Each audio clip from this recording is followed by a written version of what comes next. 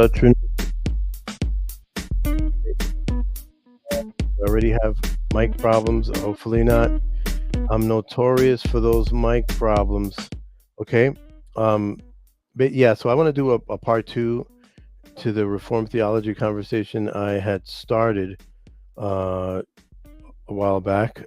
And hopefully this is like take number 413, but the show must go on. Okay, so let's see.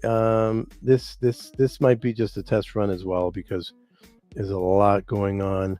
Okay, so Reformed theology. Okay, we last I spoke, we spoke a little bit about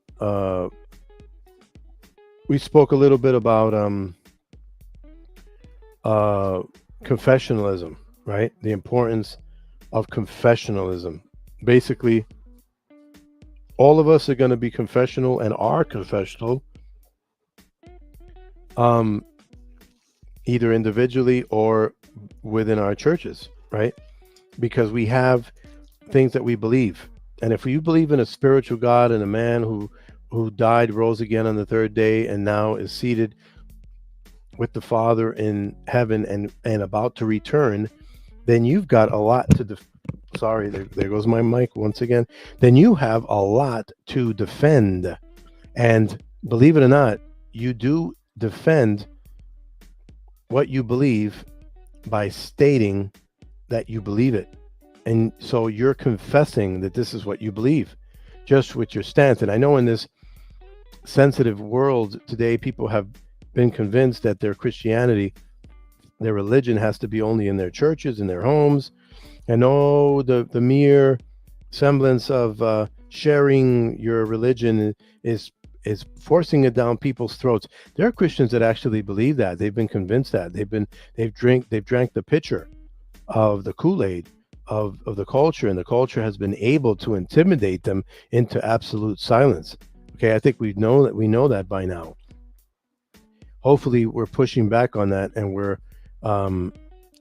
and we're growing to be a little bit more outspoken as to what we believe. We have to, by every which way necessary, because we're every day more and more we're going to need to be able to be confessional about what we believe in the school system, in the courts, in politics, in the public square. You can run, but you can't hide. Okay, you think that perhaps you can play kumbaya and sing kumbaya with the world, but the way we're going, we're soon going to recognize that that's absolutely dumb to think that way. Okay, the persecution of the church has never stopped from day one. Okay, and it's not going to stop.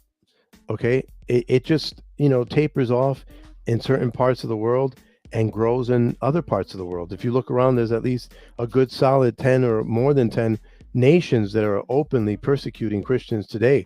And every time you look at it, if you search enough in the news, of course, Christian publications, you'll see that every day more and more we're under attack, and in a continuously growing secularist world, beast system, civilization like we're living in today, that is growing extremely rapidly. But because people don't want to see it, they won't see it, because they are so find it hard to believe that their mainstream media would lie to them, overtly lie to them with its silence as to what is going on around the world. They can't see that. That's like, oh no, what are you talking about? There are people that are extremely blind to what's going on. So anyway, to get back into this, the need for confessionalism, you'll start noticing, if you don't think it's important, then you won't confess what you believe. You'll pipe it up, you'll run back into your house, and you won't say anything. But it will affect you. It will affect your children. It will affect your grandchildren moving forward. That's just it. That's just a fact. And so I think I spoke a little bit of that. Let me see if I can get a little bit into um, the other aspect of Reformed theology. Once again, in terms of confessions, what I spoke before was that before the confessions of faith that were popularized in a post-Reformation time, the Westminster being and the 1689 London Baptist Confession um, are the most popular ones used today, and they're basically just expanded forms with variations of the Apostles' Creed, the Nicene Creed, the Creed of Chalcedon. They're just an expanded form of what people believe. Okay, they're just an expanded form. They were in the continue dealing with the heresies that arise.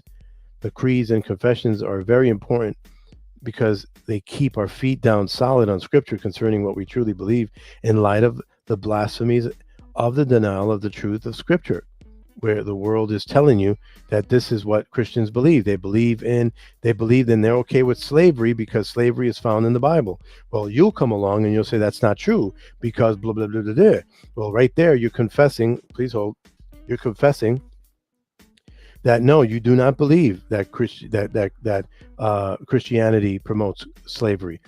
Right there, because you had an apologetic response, you confessed something, and that's how we're all going to have to be in this in the future, more and more. Okay, and so even today, excuse me, there are skeptics. Excuse me, I got a cough again. Even today, there are skeptics who want to have the goal to dishonestly state what the scriptures say in light of thousands of years of our handling the scriptures. Okay, the scriptures will tell you all of these things, what the scriptures say, and what people believe. And so somebody has to stand up, and we continually have to defend and contend for the faith and speak up and say, no, that's not what the church believes. This is what we believe. This is historical. This is orthodox. This is what we've always believed. And so you have to keep responding. If you stop responding, then you're staying quiet. And so you're confusing people. And so we have to be light, right? We have to be the light so that people could see the truth of what is believed and understand, right? The skeptics that'll alter scripture and tell you what scripture says despite what Christians have believed for hundreds of years. They'll hopscotch over the historical and contextual reading of the scripture to insist that Christians accept, aberrant and immoral practices like slavery, genocide, because they find it in the Bible. Okay? So that's actually the reason why I did a 3-part blog video titled Answering the Dishonest Skeptic, because people will falsely accuse and they'll literally start to impose and tell you what you believe. Okay? Confessions of faith stand against all that persecution and false accusation and make clear what you truly believe by highlighting it out of the scripture itself. So it's not like, anyone will take a confession, any of these confessions, and make them equal authority to the scriptures themselves. No, all they're saying is this is what the scriptures are saying. This is what we believe. We stand on this, blah, blah, blah. Because as we know, like I said before, people will take those same scriptures and say, no, that's not what this means. That's what that means. Okay. It's like if you write a book on, skiing, and then 100 years later, somebody says that you wrote about skateboarding, and they're just taking you out of context. They're not, being honest with what you wrote, and they're misrepresenting it. So you have to make a statement as to what is truly in the scripture, right? And what you stand for and what you believe in. Okay. All right. So that's confessionalism. There was a necessity for it coming out of the Reformation, and there continues to be a necessity for confessionalism in today's time, because culture doesn't stop. Okay, and the world will continue hating Christ. Okay, so if I remember correctly, I went over what exactly is Reformed theology in basic terms. It's, like I said, confessionalism. It's also covenantalism. It's Calvinist, the 5 points, TULIP, TULIP. It's also the distinction between the law and the gospel, and it's the means of grace. Okay, how God and what God helps us, how God helps us to grow and to flourish and to rest in Him, right? So if we go into covenantalism, we understand that there are three main covenants: the covenant of redemption, the covenant of works, and the covenant of grace. Okay, and the covenant of works is conditional, meaning that God told them that if you keep the law of God, if you keep these works, okay, this will happen. If you don't, that'll happen. Okay, it's conditional of whether humans were to abide by it. Okay, the conditional covenant to keep the law of God, which is also known as the law of Moses. If you do this, this will happen. If you don't, this will happen. Okay, Romans 3 says we all have sinned, so we didn't keep the covenant. Okay, we failed in that covenant, but Christ, I say we because not just the Jews, but we are continually failing in that covenant. Okay, we failed in that covenant, but Christ met the covenant for us in His perfection through His suffering. In Romans 5, we see as by one man, one was made disobedient by one, and by one many are covered. Right? In Genesis 3, we see the enmity between the enemy and the seed of the woman. Okay, that's the covenant that covers the covenant of redemption, and the covenant of works is the fact that God has given us the law to show us our need for Him, right? And then you've got the covenant of grace, which is an unconditional covenant. It's an unconditional promise.